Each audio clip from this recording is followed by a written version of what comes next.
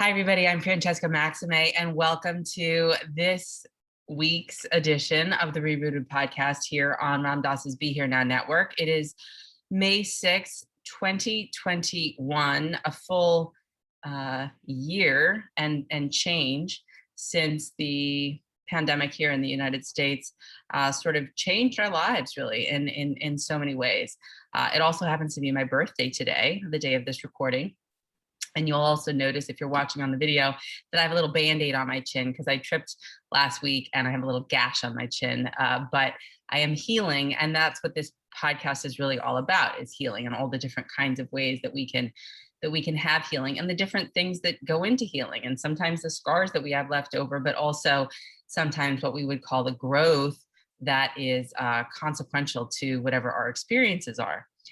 And as I sit here on Untitled land here in Long Island, New York, I am aware of my social location as a cishet, mixed race, Haitian, Dominican, Italian American woman. And I'm also aware of my social and economic privilege around the ideas of being, Ivy League educated and engaged in social work and somatic psychotherapy and things like that enable to afford me a lot of the privileges that I hope to then give back into the world in certain ways, including this podcast. And so, as many of you know, I started this work because I myself was suffering, and I have today as our guest drummer and producer Adam Gust from sunny California in a dark studio right now, who is joining us because of his own personal experience with somatic experiencing, and because frankly, he was like a fan of the podcast and resonates with a lot of what a lot of the other guests have said. So Adam, welcome. It's so great to have you here on ReRooted today. Thanks for joining us. Oh, my pleasure. Thank you so much for the invite, Francesca. So let's just get right into it. You said that you have your drum set, you're seated with your drum set. Tell me a little bit about your musical history. Like, you started playing drums when you were a kid, you were traveling all around with different kinds of very famous bands and things like that. And then something happened and you found somatic work. So maybe just start us off at the beginning. Yeah, the beginning would have been in Minnesota. Very cold there. So I learned to play drums because I didn't like being in the snow. I never learned to like skiing or anything like that. All my friends liked it. I hated it. So I kind of found the drums that way. It was something to do. And then I found out I was good at it. And it became a huge part of my life. And I ended up going to North Texas State, the jazz school, and a lot of great musicians there, and moved to LA in 2000. And had enough friends from college that had moved out to LA before me. So it helped a lot to start working right away. And I was really fortunate for a long time out here. Yeah, it's been great. Beautiful. And so as you played professionally, you played with a lot of people that are not like little people.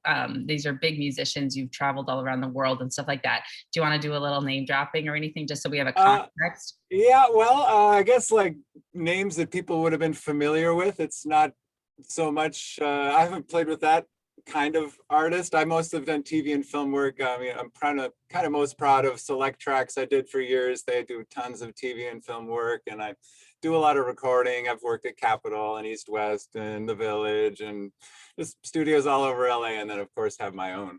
But I toured with a band, the Red Elvises, this crazy Russian rockabilly band, and we would tour the world. Now, man, that was a great time for a long time.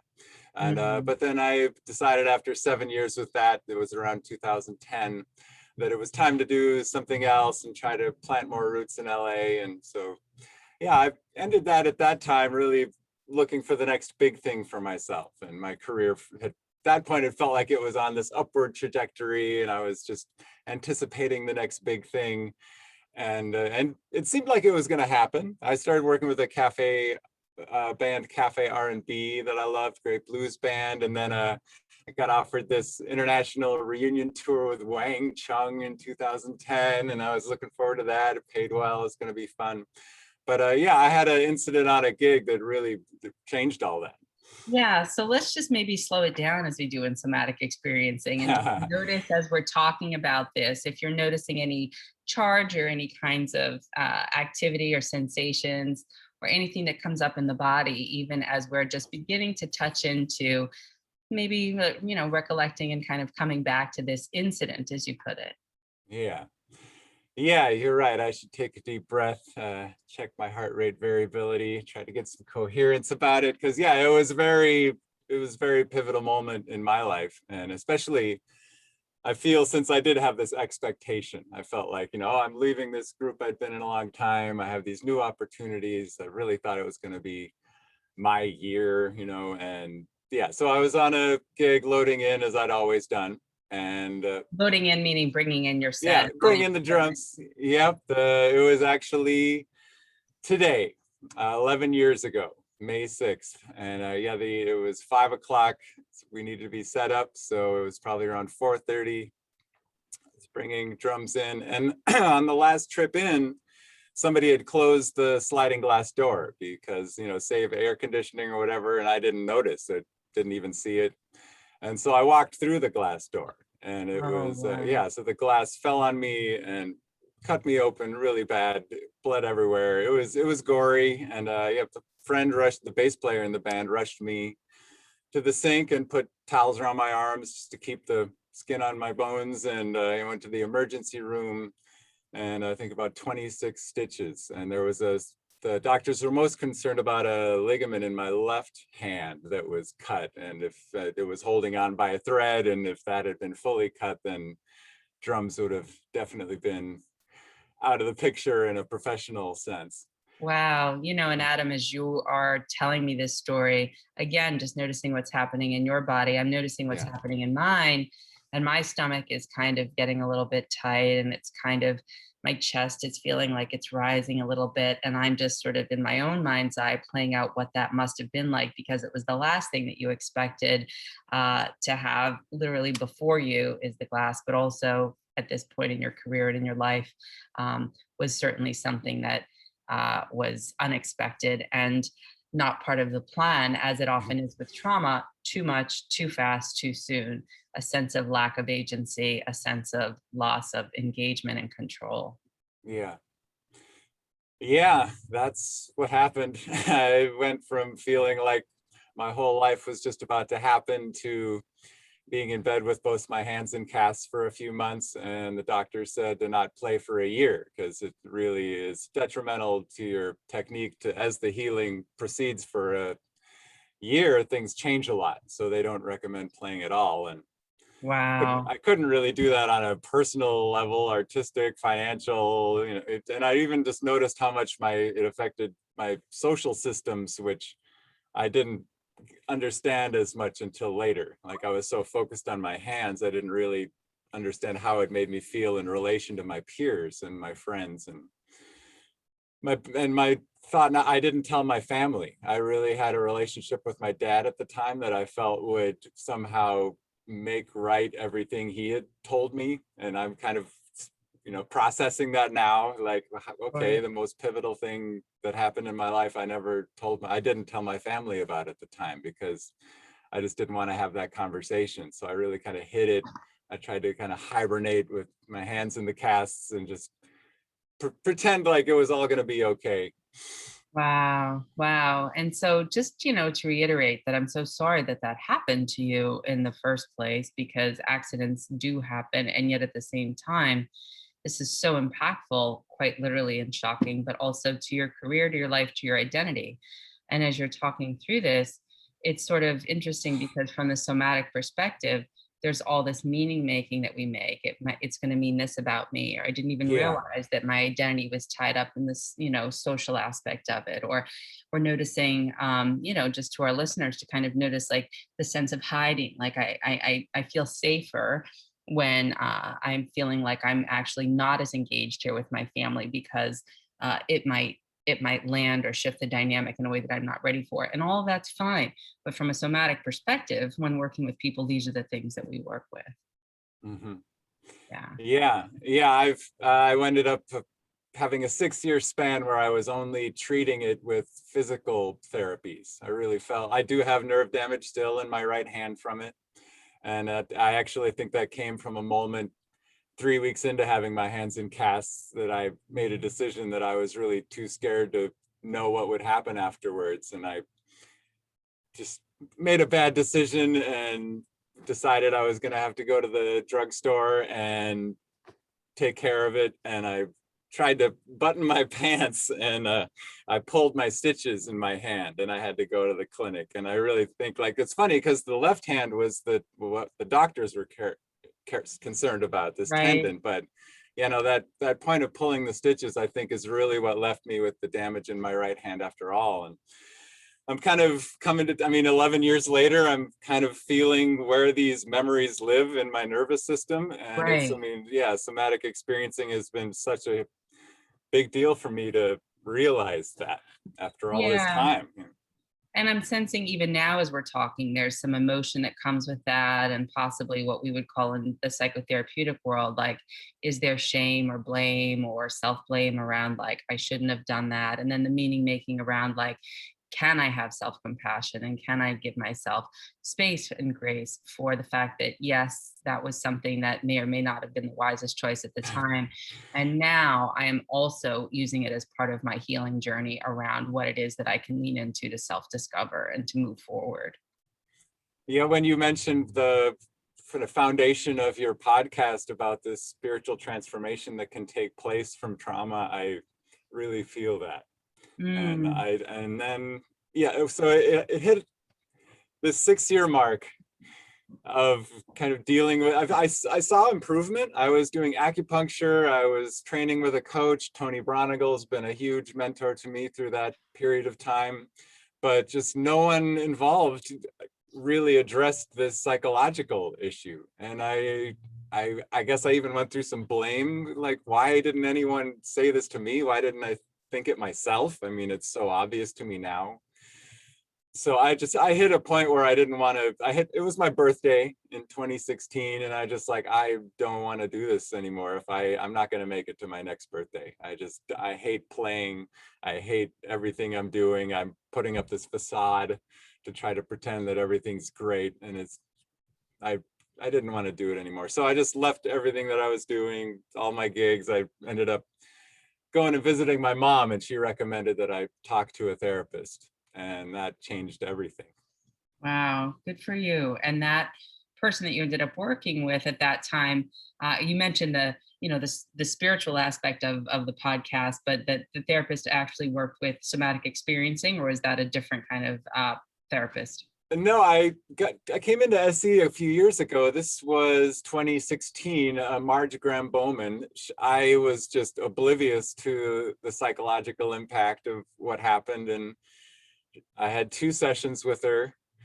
And on the second session, she was just told me, like, okay, Adam, I mean, my arm was cramping up in the middle of all my big gigs. I mean, like, I'd be at Capitol Records, and I just knew that in that situation, my whole arm was going to tense up. And so I did have these adaptive strategies that I worked on with my coach to shift fulcrum back here so that I could play it all. But I mean, it was really just like trying to get through it in these moments that I dreamed of having, you know, playing House of Blues, touring, all these gigs that I would have normally looked forward to now were these huge obstacles. Just try to not, you know, mess up, just try to get on base, much less hit the home run. And Right. I just didn't want to do it anymore. It just felt like a fraud. I felt like a poser. Like I felt like an amateur in this sense. Like instead of stepping up to the big occasion, now I'm even more vulnerable. And Wow. so, yeah, when Marge helped me to see that, it made a huge difference. She's like, Adam, you haven't talked to anyone in 6 years. After this accident, your arm is tensing up, and you haven't talked to anyone. And I was like, well, why would I talk about it? I hate talking about it. And I just, like, this kind of humor came up, and she just stared me down. And yeah, I'm like, yep, okay, you're right. It's a psychological issue. Yeah, yeah.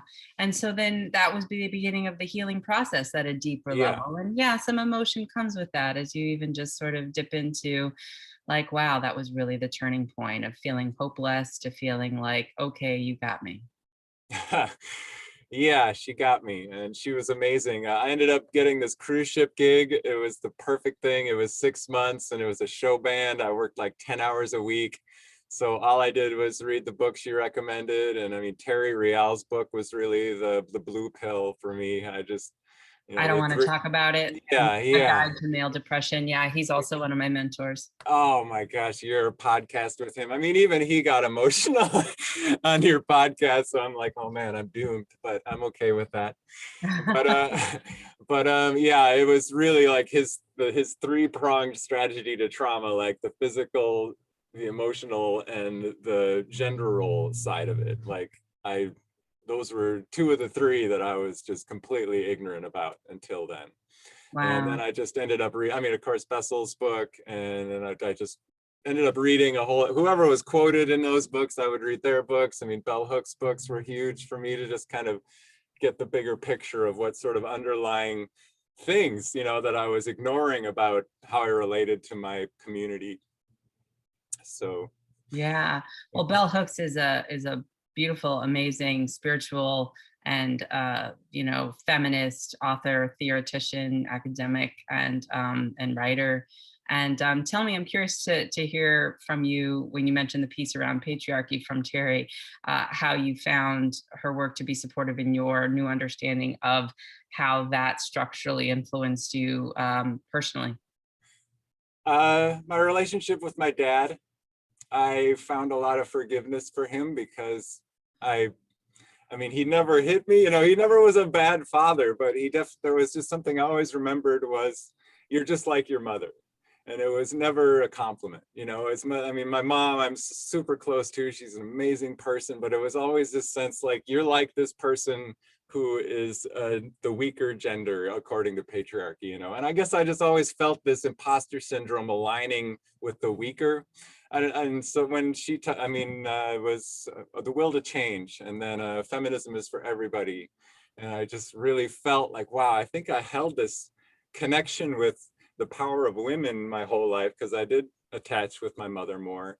But I felt like throughout my career, I sort of had this sense of being lesser, and it never occurred to me. I never really was able to contextualize it until I really dove into Terry's and Bell Hook's literature, and that was just really transformative for me, I guess, to understand how these just traditional gender roles that you think in patriarchy it's like raising men up, but I think it raises men up until they fall.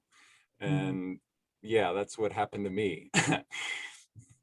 Yeah, I really appreciate your disclosure, your honesty, your capacity to be vulnerable in our conversation, even now, and to just really kind of say that, I'm a real human person with a whole range of emotions and experiences. And in patriarchy, I am being grown up or raised up in on a ladder that at some point you either are at the top, and if not at the top, then you're falling, you're and that doesn't have to be that way. There can be a way to get off that ladder, off that uh, rung of hierarchy, and into Yeah. a place of connective healing, and to use Terry's term, same as I'm enough and I matter, no better or worse than anyone else.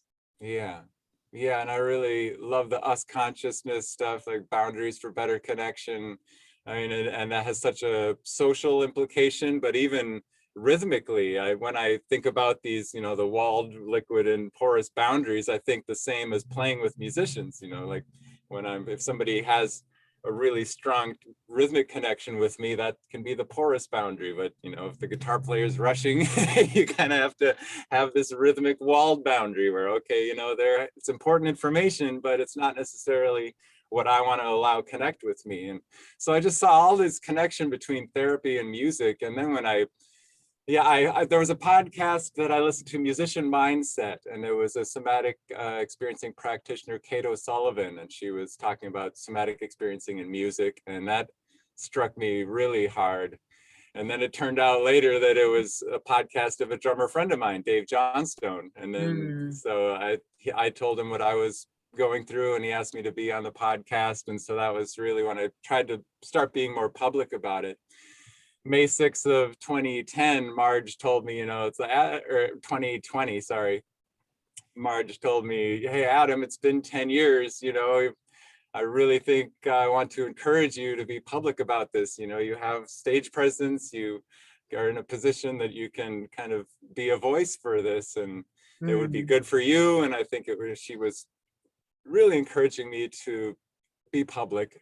So I did my trauma story video on May 6th of 2020, and just decided, okay, I'm going to take 1 year and I'm just going to put this video out, and whatever even marginally positive response I get from it, I'm going to contact these people and have uncomfortable conversations and just really kind of get a feel for how the drumming community feels about trauma.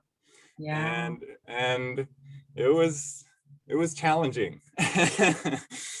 Tell me about that. Yeah. And again, slowing down, feeling our feet on the floor, our seat in the chair, as we do when we're in a somatic experiencing session, orienting around the room, making sure that we know that we are here in space and time, that although it either kismet-wise or ironically is May 6th, which not only is your anniversary of the incident, but also my birthday, as I mentioned earlier. Yeah. And it just so randomly happened that we're here having the conversation today.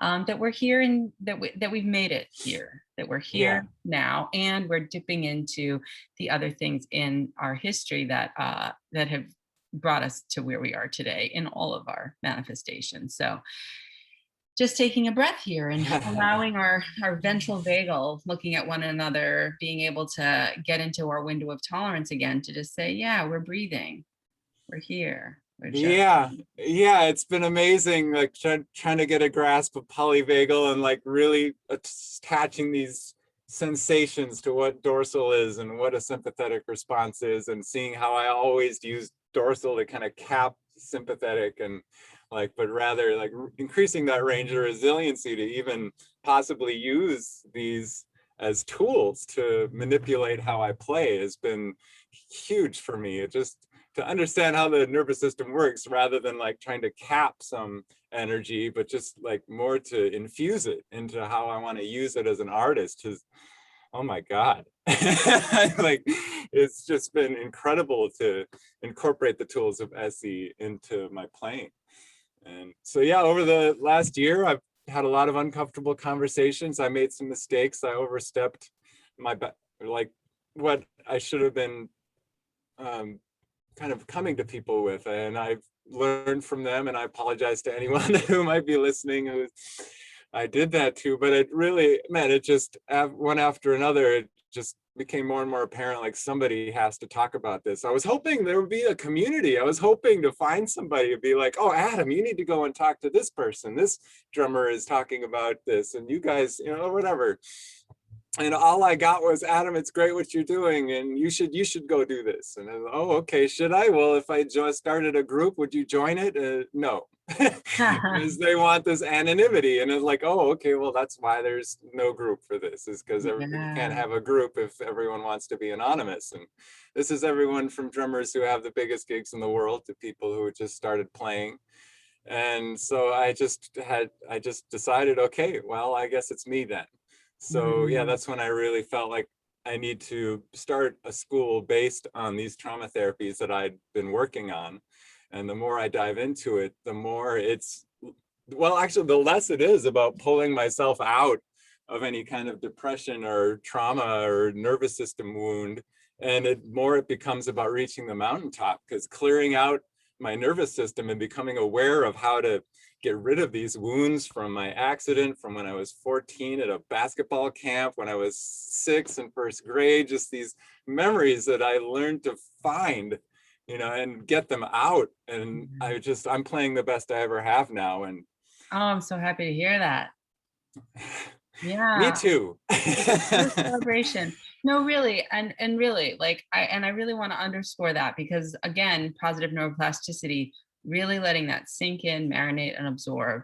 To kind of talk to Rick Hanson's points about that, is that really turning our attention around the idea of like, I'm playing the best I ever have in my life. All of these things have happened. 6 years old, 14 years old, the incident with the Yeah. sliding glass door, and I'm here, and I'm playing the best I ever have. And I have a little humility and I have a little experiences that maybe are, teachable moments for me. And my art, my creativity is flowing in a way because my nervous system is more malleable, is more flexible, is less rigid, is not overly porous, is not overly tight, that I can be with my flow of experience, to use a mindfulness principle, that I am more in alignment with the equanimity, the balance, and the flow of experience that I naturally am here to be. Yes, mindfulness has been huge for me. I always, whenever I would have a time alone, I would always be thinking hierarchically before my accident. I would always be, who has this gig? Whose gig is bigger than mine? Whose is less than? Money, and prestige. It was so shallow, I just, but it's funny, like when the mind is so preoccupied with all this hierarchy of life, it just doesn't pay attention to anything that's underneath. And so I guess really when I started digging into the information of the, sensation, information of the body, I just really started feeling art more deeply, and drumming in particular. Oh my God. I mean, yeah, I can't believe drummers aren't talking about embodiment and somatic experiencing, like of all people, you know? Well, it's funny. I mean, and I want you to play, and I also want to show the video that you sent me about the podcast that I did with Shelley Harrell, Dr. Shelley Harrell, Okay. who's the creator of Soulfulness for Life, who I had interviewed at one point, that you found inspiring, as she had Very. referenced a song by James Brown, Super Bad. And I'll show that in a moment. But I guess two things. I will ask you to play live when you feel appropriately ready during this podcast, to whatever moves you or feels you, and maybe reflect on what's different, or what are you noticing as you're playing now, because you are able to be in a state of awareness around whatever your somatic experience is as you're playing.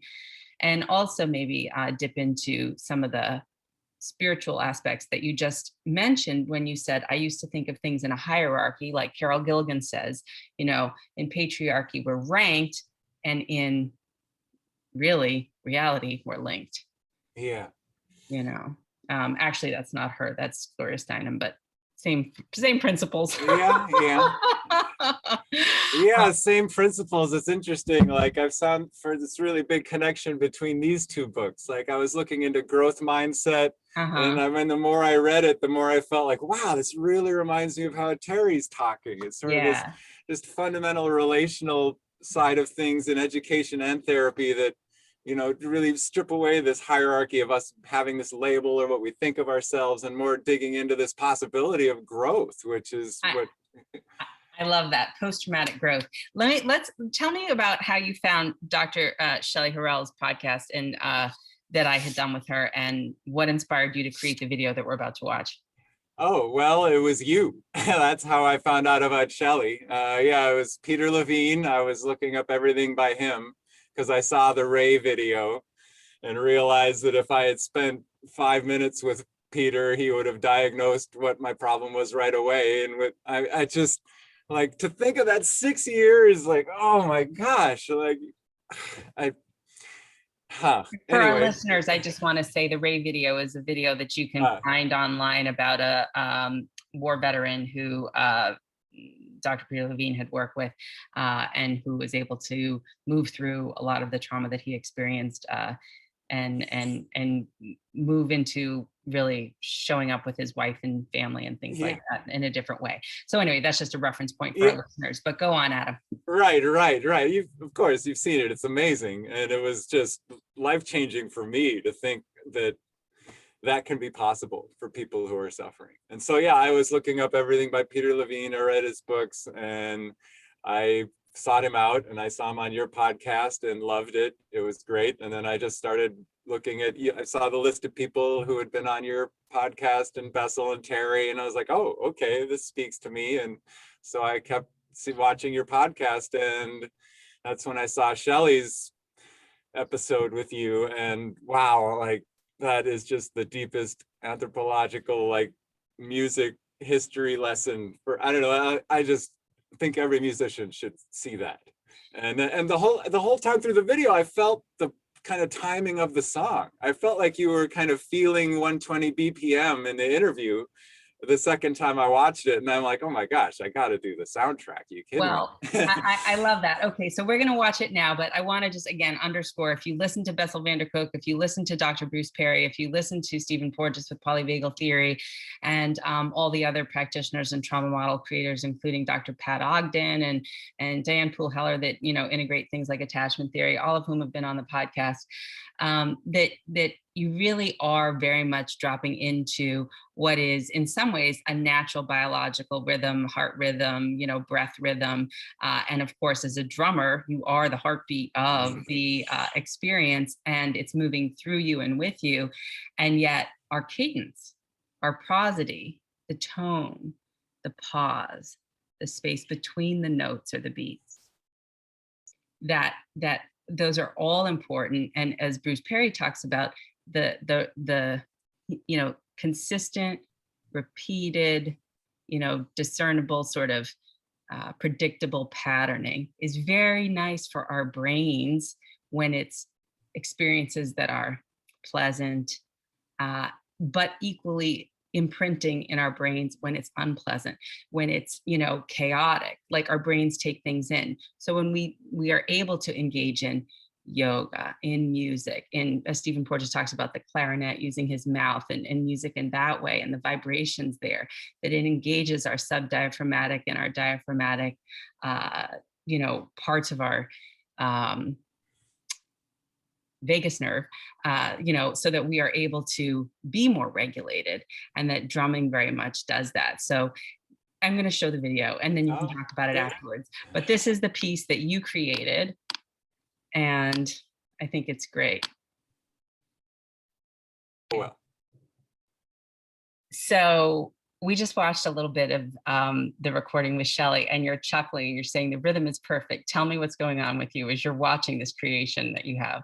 Well, I was hearing the song when she was talking about it, and then I was noticing, particularly the second time I listened through the podcast, that both of you had this tempo that was super bad. So yeah, that's when it occurred to me, man, the song needs to be the soundtrack for this amazing podcast, and anything I can do to perhaps like help push this forward to more musicians. I think all musicians should see this podcast. It's amazing. And you two have such a great rapport, and it's just so watchable and deep. And yeah, so that's why I did the soundtrack, just hoping that maybe some friends of mine that I've felt kind of needed to see it might see it, and maybe more people. So. Well, no, I really appreciate it. And I think that what's interesting about what she's saying is there's something about, her brand, for lack of a better word, is soulfulness for life. And, that this is about increasing our access to our soul. And I wonder if after your accident, and through the therapy and through the somatic work that you've done, and now you're playing in a different way, you always were a drummer, but now you're playing in a different way. Do you feel as though you perhaps are more in conversation with, or is your soul more available to you? Yes, I wish I could go back to myself the moment before my accident and just give a gift to myself. I'm like Janina Fisher talks about having that compassion for the person you were before your trauma. And yeah, I guess I just really thought a lot about that from hearing Shelley talk and like, wow, I wish that I could really explain to myself then how important soulfulness is, more so than who has what gig. And oh gosh, what I realized is that compassion back, like I can feel compassion for that person, but really knowing that the person I was, what that person would think of me now, that I don't really care at all if I ever do a world tour with a major artist. I don't care if I ever plan a hit record, you know. And so and I consider myself more, you know, well, I'm using the term non-patriarchal. I've been told to be gender neutral in my drum education.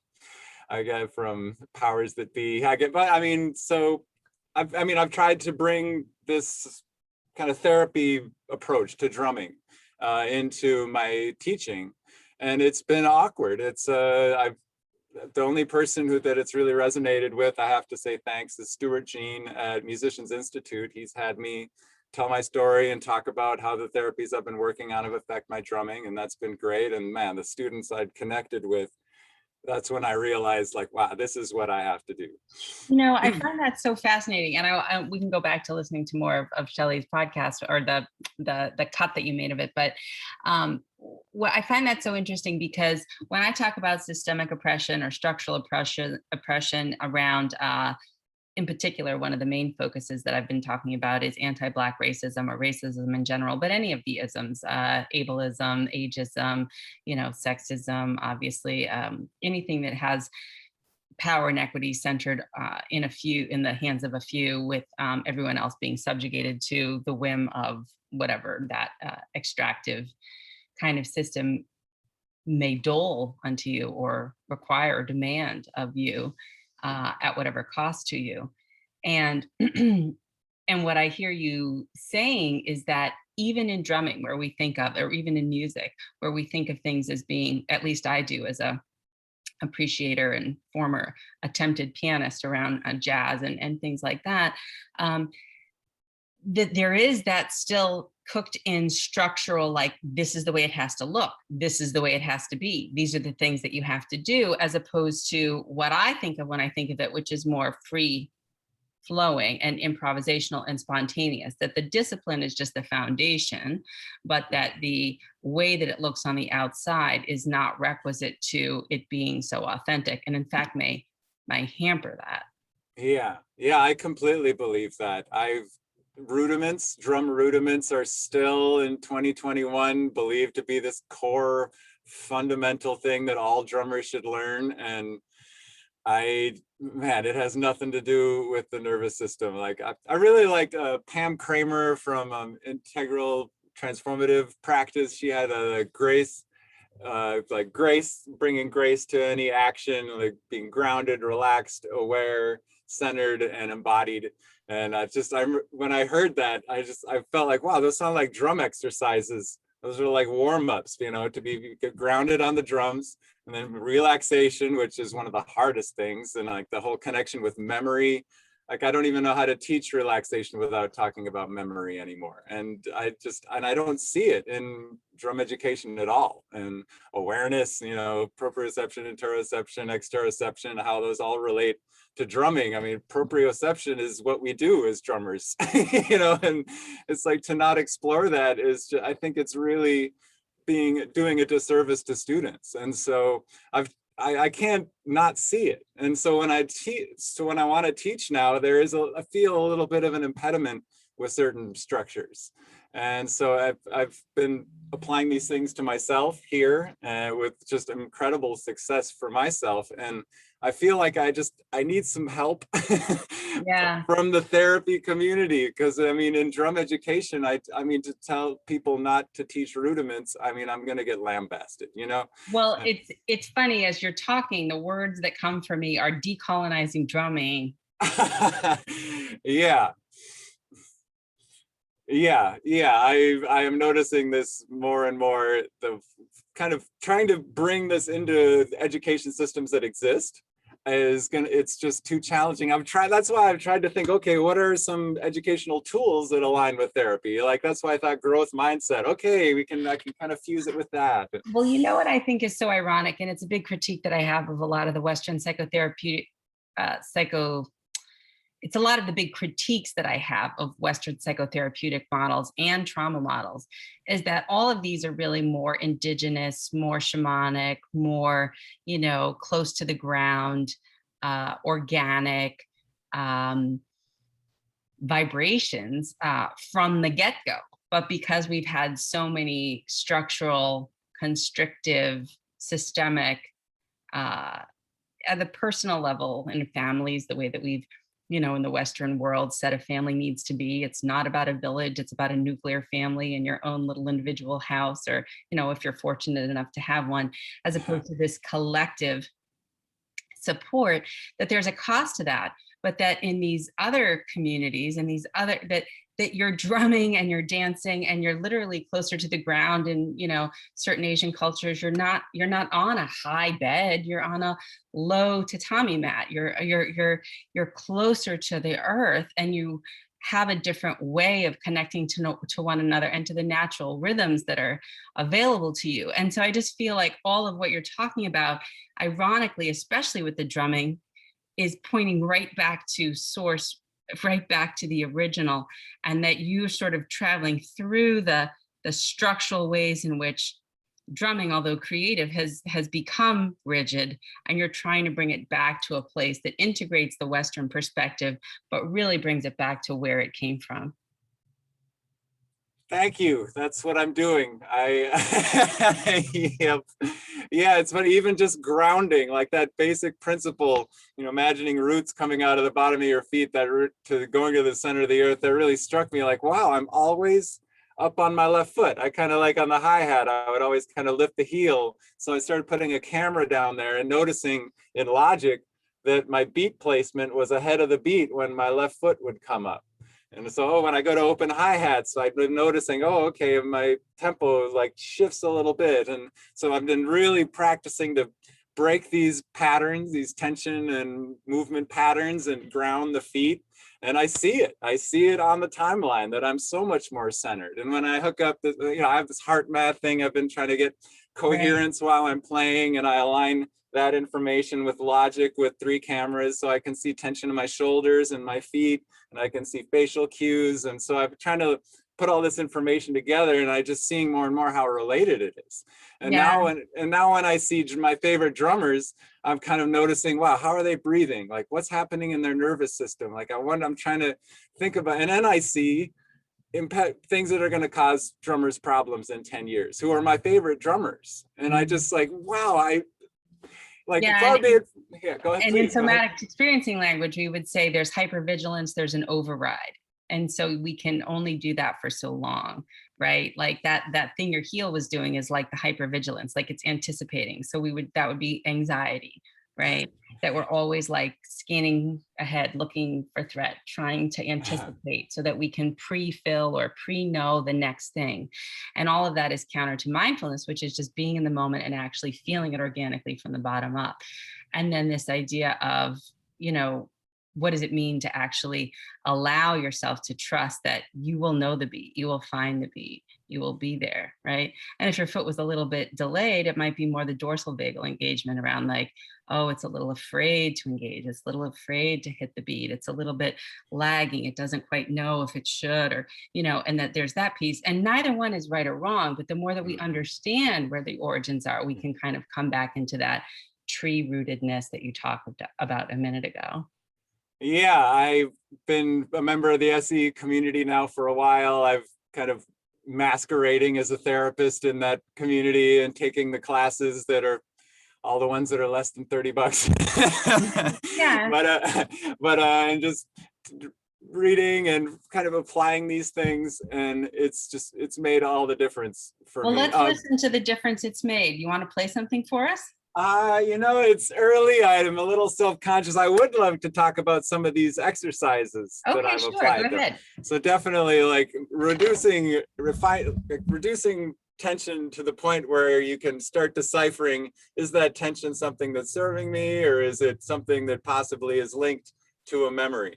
And so I remember there was this tension in my shoulders that I couldn't figure out. And I would notice, in the side cam, I'd always kind of like do this slight lean forward, and that would affect the time. And so I'm trying to figure out how can I keep from doing that.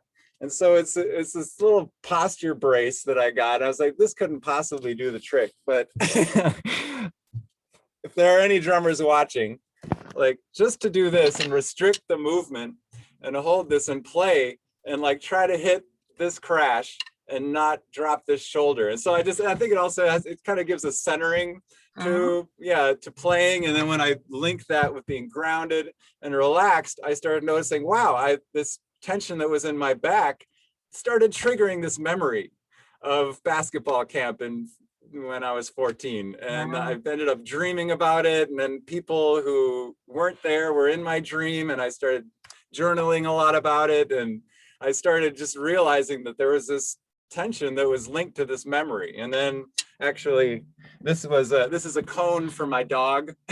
And I ended up putting this around my neck so that I wouldn't lean forward. And so then I like sat up really straight, and that started triggering these memories of when I was younger. And I was like, wow, I have all this garbage in my nervous system. And then Betsy Politan's book is really like the blueprint for what I'm working on. She's applying somatic therapy to musical theater at Boston University, and she and Peter are working together. And man, that's been amazing to do that work. And I don't see any other drummers doing it. Dave Elich is applying Alexander technique of embodiment for drumming and has a lot of success with it. But I think I've mad respect for the guy. I love what he's doing. But I think where I fit into that is a little bit fleshing out the nervous system a little bit more.